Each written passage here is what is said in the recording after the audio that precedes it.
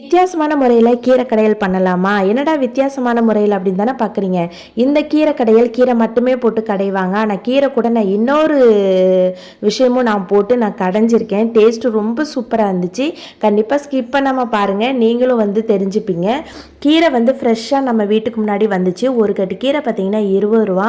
2 கட்டு வாங்கினேன். ஒரு கட்டு கீரையே இன்றைக்கி போதுமானது எங்களுக்கு 2 பேருக்கு. அதுவே தாராளம்.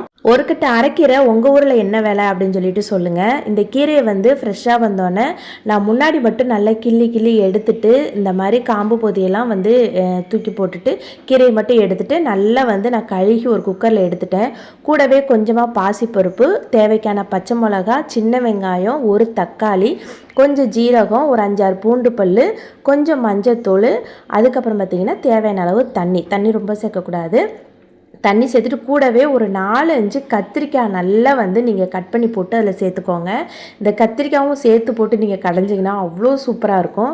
ஒரு 4 விசில் வச்சு நல்லா எடுத்துகிட்டு மத்து வச்சு நல்லா கடைஞ்சிக்கோங்க. இப்போ வந்து எண்ணெய், கடுகு, கருவேப்பிலை, உளுந்தம்பருப்புலாம் போட்டு தாளித்து வத்தல் கிள்ளி போட்டுக்கோங்க.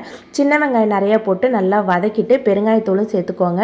சேர்த்துட்டு இப்போ கடைஞ்ச இது கீரையை வந்து சேர்த்துட்டு நல்லா மிக்ஸ் பண்ணிவிட்டு நல்லா கொதித்து பச்சை ஸ்மெல் போக விட்டுட்டு இப்போ வந்து எடுத்து வச்சு நீங்கள் சாப்பிட்டு பாருங்களேன். எங்கள் வீட்டில் வந்து இன்றைக்கி உருளைக்கிழங்கு மசாலா வச்சுருந்தேன். கூடவே கொஞ்சம் ஊறுகாவும் இருந்துச்சு. அதே வச்சு சாப்பிட்டோம். அவ்வளோ சூப்பராக இருந்துச்சு. இந்த கீரை கூட கத்திரிக்காய் போட்டு கடைஞ்சா அவ்வளோ டேஸ்ட்டாக இருந்துச்சு. கண்டிப்பாக நீங்கள் ட்ரை பண்ணியிருக்க மாட்டீங்க. ட்ரை பண்ணி பார்த்துட்டு எப்படி இருந்துச்சுன்னு சொல்லுங்கள். இன்னொரு வீடியோவில் பார்க்கலாம். பாய்.